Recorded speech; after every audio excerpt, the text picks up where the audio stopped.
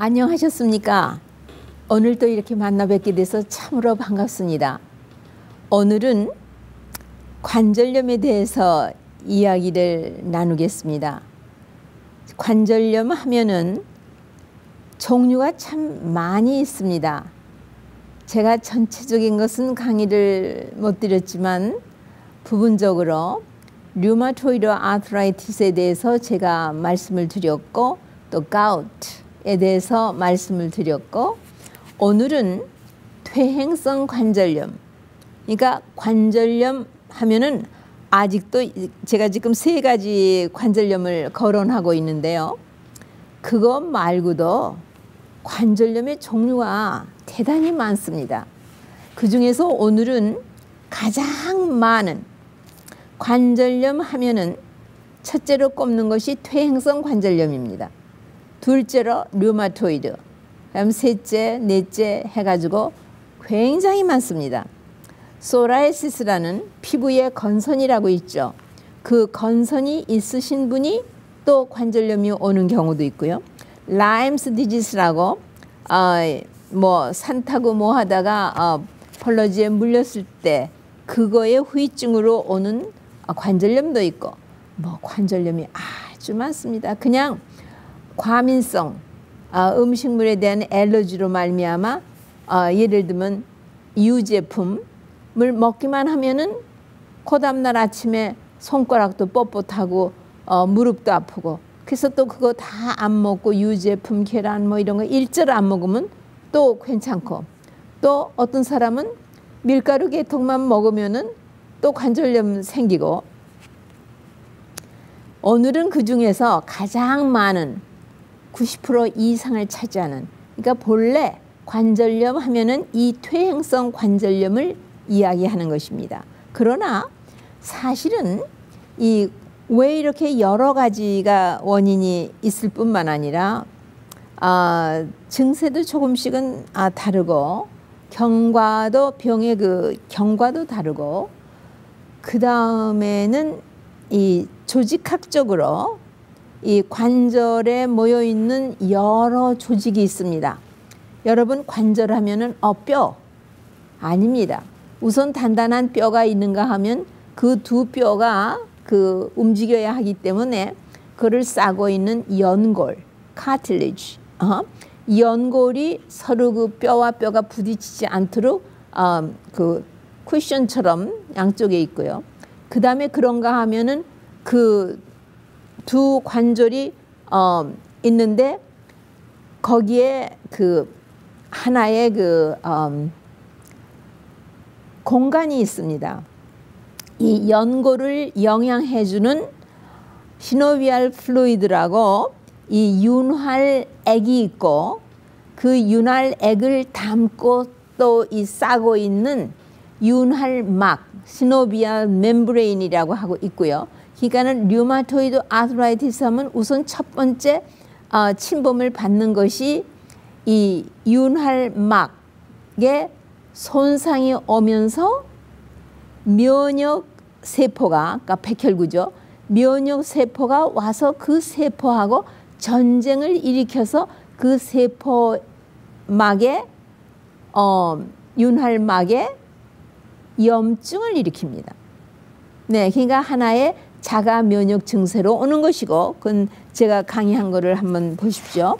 이 퇴행성 관절염 하면은 두 단단한 뼈가 서로 부딪히지 않도록 쿠션, 방석같이 아주 젤같이 부드러운 연골이 싸고 있는데 그 연골이 손상을 입는데 이것도 역시 어떤 손상을 입느냐 하면은 알고 보니까 유해 산소로 말미암아 이 연골이 좀 먹듯 손상을 입게 되는 그런가 하면은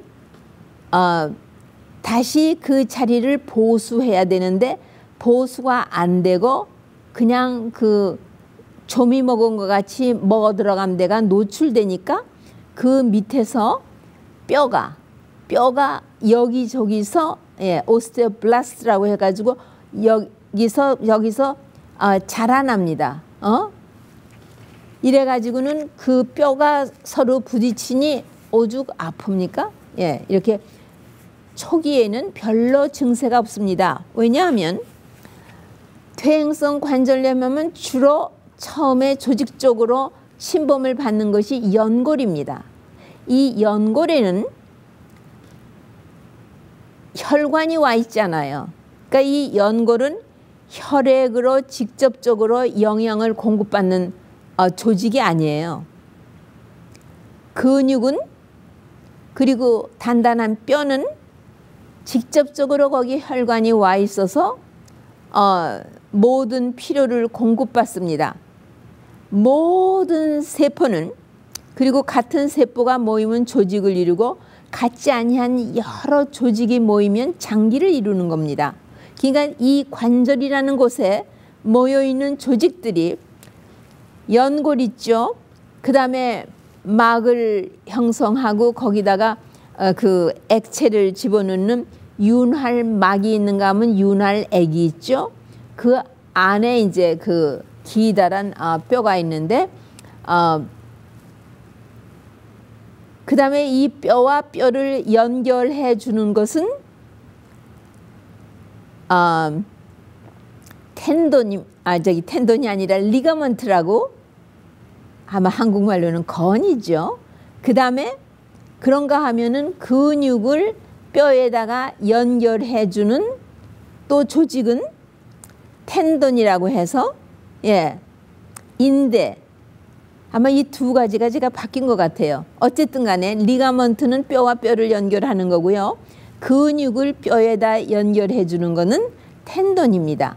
그러니까 우리가 많은 경우에 발목이 삐거나 무릎을 뭐 넘어져 가지고 어떻게 다쳐서 좀 움직이기가 힘들다 하면 그때 첫 번에는 이런 건이나 인대에 문제가 생기는 경우가 많고, 그래서 이 텐돈이 찢어졌다고 해서 그러면은 수술을 해서 그거를 잘 꼬매서 서로 붙도록 해줘야지, 그렇지 않으면은 이 근육이 뼈에가 붙어야 이게 움직일 적에 근육이 수축함으로써 이게 움직이고 운동을 할 수 있는 것이지, 근육이 뼈에가 붙어 있지 아니하면 그거 다 자기 작동을 못하는 거니까. 그러니까 이 하나의 지금 관절을 예를 든다면 무릎뼈를 예를 든다고 하면은요, 또 무릎뼈가 가장 많이 손상들을 입으셔요.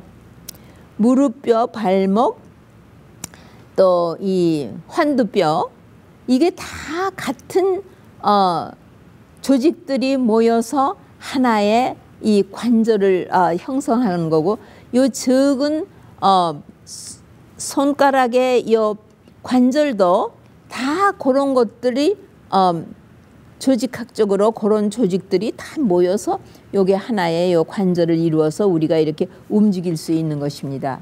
이런 데에 이 퇴행성 관절염은 이 조직 가운데 제일로 처음에 손상을 입고 병이 일어나는 것이 연골입니다. 예. 근데 이거는 운동을 많이 하는 뭐 축구하는 사람들, 그 다음에 바스켓볼 하는 사람들, 스키 하는 사람들이 그 점프 하지 않습니까? 여러 가지 운동하시는 분들이 이 관절에 스트레스, 충격을 많이 받기 때문에 손상을 입고, 손상을 입으면은 그때그때 우리 몸이 치료를 해 주어야 합니다. 보수가 되어야 합니다. 근데 그때그때 보수가 안 됐기 때문에 염증이 또 염증을 불러오면서 오래 가고 있다가 염증이 오래 간즉슨 보수가 안 되고 조직이 손상을 입게 됩니다. 그러면은 어떻게 해야 보수가 되느냐? 오늘 제가 왜 이런 것들이, 아니 우리 몸을 정말 신면막측하게 잘 만들으셨다고 우리가 알고 있죠.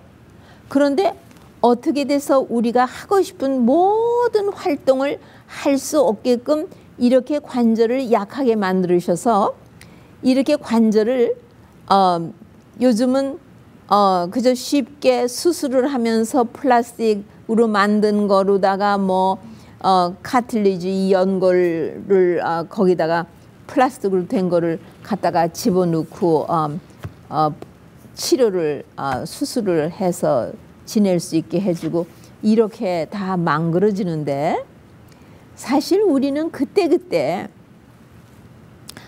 우리가 잘 때 간은 가장 일을 많이 합니다. 지금 우리가 이렇게 활동할 때보다도. 왜?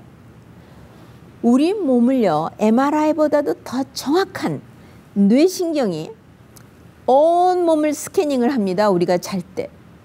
그래가지고 손상이 입은 곳을 다 점검을 하면서 가장 먼저 보수를 해야 하는 것에 대해서 간에게 명령을 해서 간이 다 필요한 것들을 그 조직에 있는 세포에게 보급을 하면은 그 세포 하나하나가 다시 보수가 되는 것입니다. 같은 세포가 모이면 조직을 이루고 여러 조직들이 모여서 하나의 장기를 형성해서 어떤 목적하는 기능을 발휘하게 하는 것입니다. 그러니까 이 모든 관절들도 하나의 특별한 기능을 하는 것들입니다.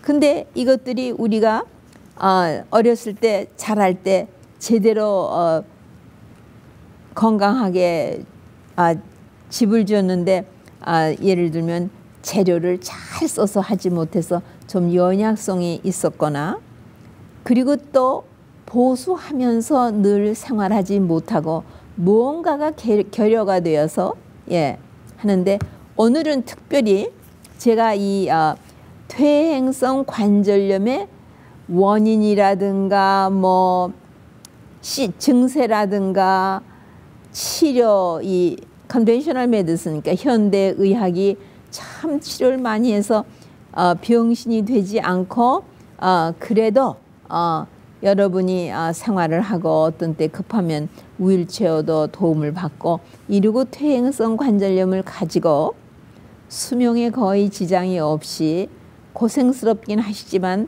살아가는 그런 형편에 놓여주신 것 같아요.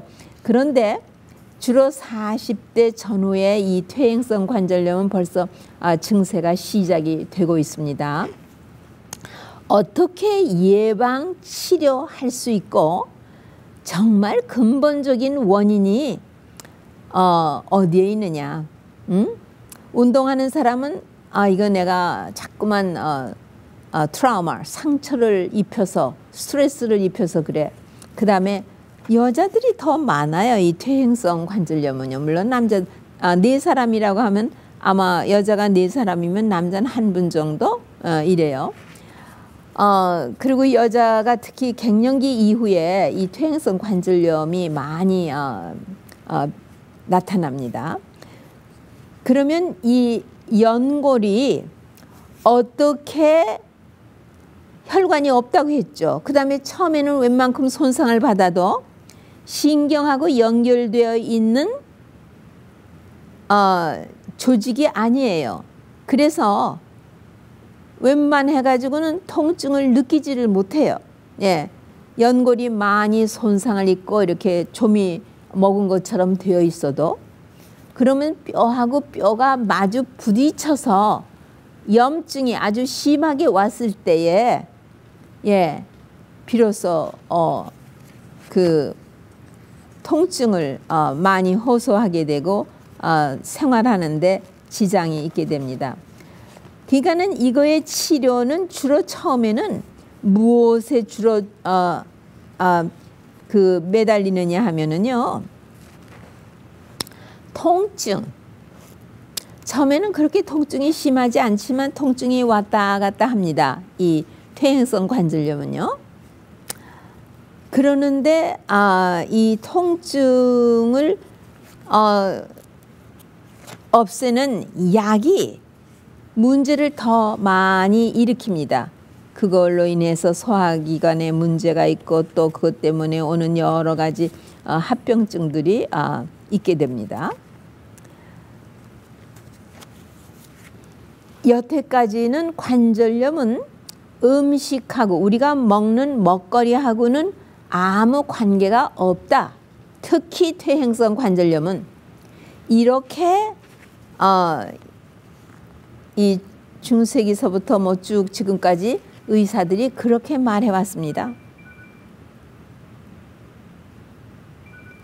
그런데 사실은 알고 보면은 우리의 먹거리하고 관계되지 않은 질병은 거의 없습니다. 우선 이 퇴행성 관절염의 병변이 어떻게 변해지고 있는지는 말씀을 드려야 되겠습니다. 왜 그때그때 보수가 되지 않았는가? 예. 우리 몸이 보수가 되는 것은요, 우리의 생명은 우리가 어떻게 할 수 없죠. 이거는 믿는 사람들은 생명의 근본이신 하나님께로부터 우리가 받은 것이다, 그렇게 생각을 하고 여러 가지가 있겠지만요, 이 생명을 보존하는 것은 우리의 몫입니다. 근데 우리의 세포는, 모든 우리 몸에 있는 이 세포는, 예를 들면은 50대에 있으신 분의 몸을 형성하고 있는 그 세포와 조직과 장기가 어렸을 때 가지고 있는 거, 20대에 가지고 있는 것을 그냥 50대에도 가지고 있느냐? 아닙니다. 그때그때 우리가 자는 동안에 다 repair, 보수가 되어야 합니다. 그런데 보세요. 우리가 어떤 먹거리를 먹으면서 10년, 20년, 30년, 50년, 50이 될 때까지 살았습니까? 저는 80이니까 80까지 뭐를 먹고 살았습니까? 예. 모든 정제식품, 정제된 전분, 정제된 지방, 정제된 단백질, 이 천연의 이 먹거리가 들어와서 신진대사를 하면서 힘도 공급을 받고 또 우리 세포와 조직과 장기가 보수가 되어야 되는데, 이러기 위하여 필요한 모든 그 비타민이라든가 광물질이라든가 모든 것이 다 여기에 균형이 딱 잡히게 되어 있습니다. 그런데 정제식품은 이 균형이 다 깨어졌습니다. 그러면 보조식품으로 보충하면 되지 않느냐? 아니요. 보조식품으로 보충해가지고는 절대로 되지 않는 것이 되는 것보다 훨씬 더 많습니다. 예를 들면 햇빛입니다. 우리가 햇빛에 노출하면은 피부에서 바이타민 D가 만들어지죠. 예. 그런데 이틀 정도, 48시간 정도는 이 피부에 비누로 샤워나 목욕을 하지 않으셔야 이 피부에서 자기의 일을 다 마치게 됩니다. 근데 우리는 매일같이 비누질해서 아침 저녁으로 목욕을 하지 않으면 습관이 그렇게 되어 있어서 견디질 못해요들. 그리고 또 지방을 많이 먹었기 때문에 지방이 너무 많이 흐르기 때문에 그렇게 비누질해서 닦지 않으면 개운하지가 또 않아요. 근데 이 햇빛에 노출된 우리 피부가 비타민 D를 지금 만들려고 콜레스테롤이 단계적으로 지금 변하고 있는데, 그날 밤에 비누질을 해서 샤워를 싹 하면 바이타민 D는 다 파괴가 돼서 더 이상 만들어지지 않습니다. 그러나 용케 만들었다고 하십시다.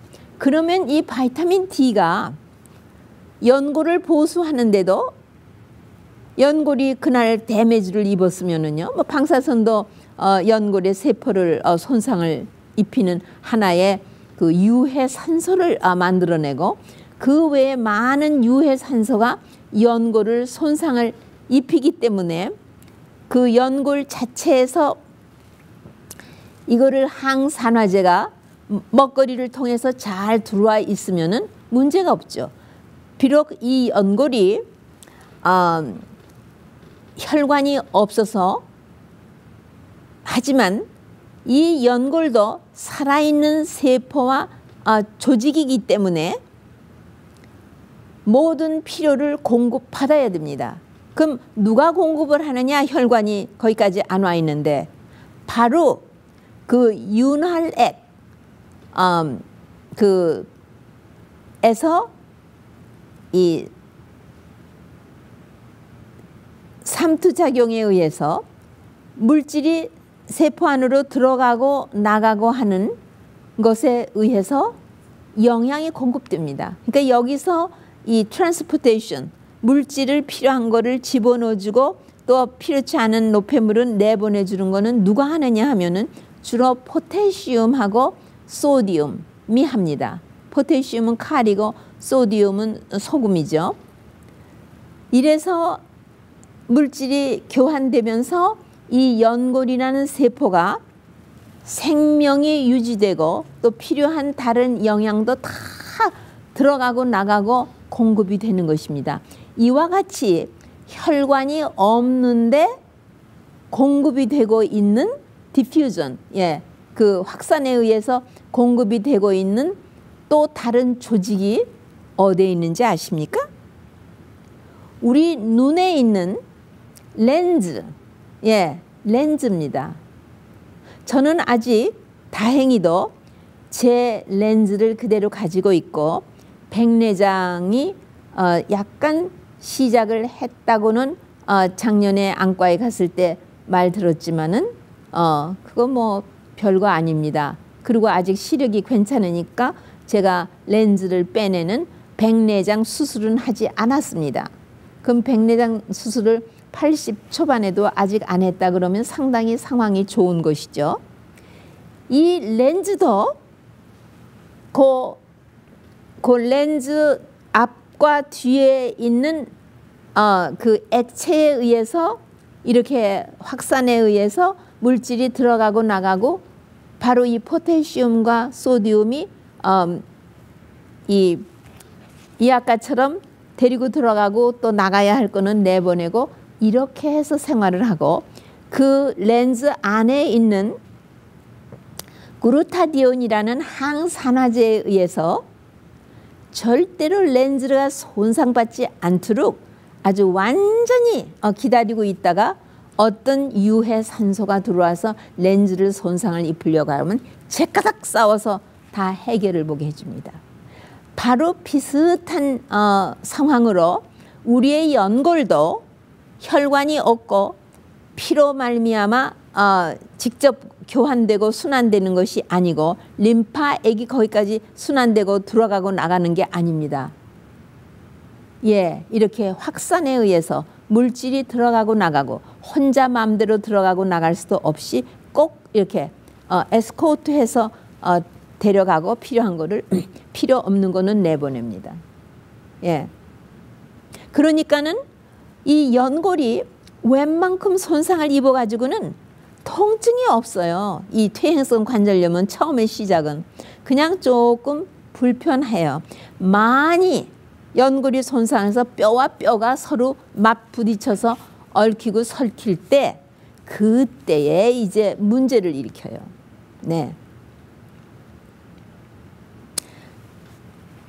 그러면은 우리가 균형 잡힌 천연 그대로의 음식을 먹고 이 천연계에는요 많은 과실과 야채와 그 종류가 다르고 색이 다른 그 모든 먹거리들이요 바로 이 연골이 필요로 하는 모든 것들을 공급해 줄 수 있는 먹거리들입니다. 그러니까는 균형이 천연 그대로 잡혀 있는 채식을 철저히 하고 우리가 신진대사를 할 때 유해 산소를 별로 찌꺼기로 만들어내지 않는 그런 상황에서는 그 다음에 항산화제가 담뿍 들어있는 이런 먹거리를 우리가 끼니마다 먹는다고 할 것 같으면은, 그리고 잠잘 때 일찍이 잘 주무시고, 네, 아침잠도 충분히 주무시고 이렇게 우리 몸을 돌보는 유지시키는 그런 생활 습관을 가지고 계시다면은 운동해야죠. 운동을 꼭 해야 합니다. 예, 운동한다고 해서 고마만한 충격에서 퇴행성 관절염, 이 연골이 그만 다 젖 먹듯이 달아 없어지게 되지 않습니다. 문제는 제가 여태까지 40년 동안 공부한 바에 의하면 이 먹거리가 문제야. 이게 천연 그대로의 먹거리가 아니고 우리 몸이 필요로 하는 먹거리를 먹지 않고 잘 때 자지도 않고 그나 그뿐이에요. 이런 그 음식에서만 이 항산화제가 들어오지 않고 이러는 게 아니고 오늘같이 방사선에 노출이 심한 때가 없죠. 이 방사선의 노출 때문에 우리 몸에서 유해 산소가 생깁니다. 예. 그러니까는 이런 것들을 처리하는 우리 몸에 밖에서 들어오는 거 말고도요. 우리 몸이 가장 좋은 항산화제를 세포 하나하나가 다 가지고 있습니다. 근데 그것이 부족증이 오고 리페어, 보수가 되어 있지 않은 상황이 있습니다. 그게 뭐냐 하면요. 그루타디온이라는 것입니다. 간에 제일 많고요. 왜 간이 제일 이 유해 산소나 독성 물질에 많이 노출이 되고 있기 때문에 가장 많이 갖고 있고 우리 뇌세포가 갖고 있고요. 모든 심지어는 우리 눈의 렌즈도 갖고 있어요. 그거 보면은 학문적으로 연구를 하지 않아서 발표된 바가 암만 제가 찾아봐도 없더라고요. 하지만 알건대는 모든 세포마다 다 그루타디온을 갖고 있기 때문에 연골도 갖고 있을 것입니다. 그러나 반복적으로 유해 산소에 노출이 돼서 젖 먹듯 연골이 다 낡아 없어지고, 예, 보수보다는 낡아 없어지는 게 맞아 떨어지지 않기 때문에 결국은 나중에는 거덜이 나서 뼈와 뼈가 마찰을 할 수밖에 없는 이것이 퇴행성 관절염입니다. 그런데 이 그루타디온은 밖에서 보조식품으로 먹을 수도 없고 자기 몸에서 만들되 이웃 조직이나 세포가 만든 것을 구워다 쓸 수도 없어요. 뇌는 뇌세포, 같은 뇌세포라도 서로 나눠 갖질 않습니다. 한 뇌세포가 원료만 보급되면은 그 세포가 자기가 필요한 것을 만들어서 항상 가지고 있습니다. 렌즈는 자기가 필요한 그루타디온을 만들어서 필요한 때에 사용을 해서 렌즈를 보호하고 있고요. 네. 이런데 이거의 원료가 어디에 있느냐 하면은 마늘에 있습니다. 네. 그러니까는 어디에 막이나 이런 조직에 염증이 생기면은, 예, 왜냐하면 이 퇴행성 관절염도 처음에는 염증으로부터 시작이 되거든요. 그럴 때에 바로 이 항산화제가 이 염증을 다 막고 처리해 버려야 더 이상 손상이 안 되는 것입니다. 어렸을 적에 자랄 때만 보수가 되는 것이 아니고 우리가 생명이 있는 한 모든 세포와 조직과 장기는 우리가 자는 동안에 보수가 되어야 비록 늙어가면서도 우리가 생명을 유지하고 보존할 수 있는 것입니다. 그러니까는 여러분, 우리가 이 생명을 보존하고 세포와 조직과 장기를 보존하기 위해서는 기거동적하고 모든 필요를 그대로 늙는 것은 막을 수가 없지만 병 듣는 것은 얼마쯤이든지 예방할 수가 있는 것입니다. 공부를 해보니까. 그러니까는 이렇게 하려면은 우리가 이 천연 그대로의 조화를 가지고 있는 먹거리를 이런 좋은 항산화제가 그리고 영양소가 열에 처리돼서 파괴되지 않도록, 파괴하고 싶은 거는 우리가 파괴를 하고 보존하고 싶은 건 보존하는 상황으로 먹거리를 준비를 해서 서로 조화가 이루는 밥상을 만들어서 우리가 먹으면은 이런 것들이 예방 치료가 되는 것입니다. 대단히 중요한 것입니다. 그 다음에 운동해야 됩니다. 운동을 하지 않고는 이 살아있는 것들은 생명을 유지할 수가 없습니다. 그러니까는 이 관절에, 무릎이면 무릎 관절 주변에 있는 그 근육이 나이가 먹으면서 운동도 안 하고 해서 힘이 빠져나가면은 이런 그 연골의 손상이 아주 심각하고 심하지만 근육이 활기차게 있고 계속 운동을 무리가 가지 않게 잘 한다면은 보존이 되는 것입니다.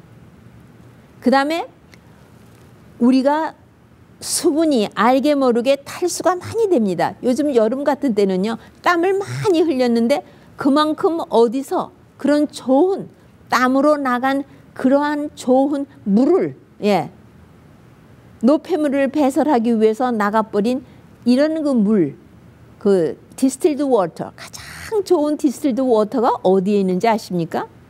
야채에 있는 수분하고 과실에 있는 물입니다. 예를 들면 우리가 여름에 오이를 많이 잡수셨죠. 그 다음에 멜론, 워터멜론 뭐 이런 거 다 거기에 물이 아주 많지 않습니까? 90% 이상이, 오이 같은 건 96%가 물입니다. 이 물이야말로 가장 우리 세포를 다시 소생시켜주고 보수하는 데 필요한 디스틸드 워터 중에서도 가장 퀄리티, 생명을 보존할 수 있는 수분입니다. 그 다음에 햇빛을 봐서 바이타민 D가 보조식품의 바이타민 D가 아니고 햇빛에서 우리가 직접 만드는 그런 바이타민 D가 뼈도 튼튼하게 하지만 연골을 보수하는 데 사용됩니다. 그 다음에 일찍 자고 적당한 시간에, 정한 시간에 일어나셔야 멜라토닌과 성장 호르몬이 많이 분비되면은 노쇠가 아주 더뎌지고 그 다음에 세포를 보수하는 데에 굉장히 힘이 있습니다. 왜 모든 것이 다 보수가 되는데 왜 우리 무릎뼈에 있고 이런 손가락에 있는 관절에 있는 그 연골은 보수가 안 되는 이유가 뭡니다? 보수를 하는데 아주 까다롭다는 얘기죠.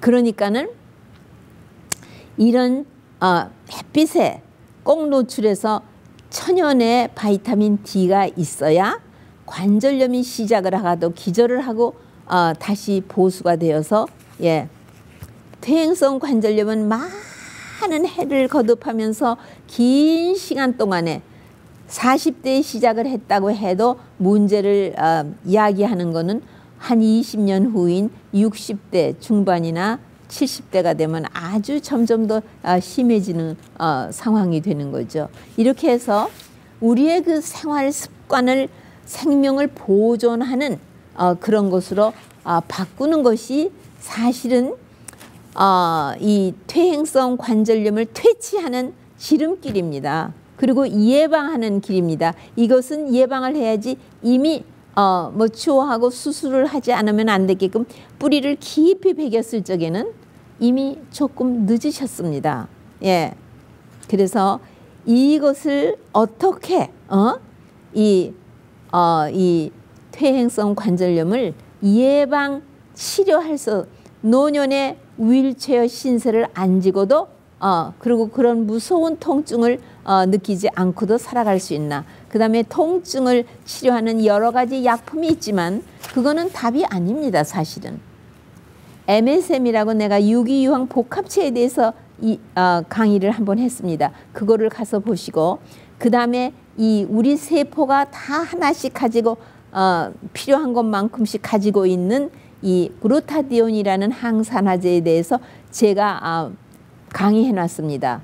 그것도 좀 들어가서 보시고, 그리고는 이 우리 몸은 정말 우리가 어떻게 잘 보존을 했느냐, 주신 생명을 담은 이 거처, 이 그릇을 어떻게 잘 보존해 왔느냐가 오늘 우리가 어떤 참 심한 병에 걸려 있느냐 안 걸려 있느냐의 관건입니다.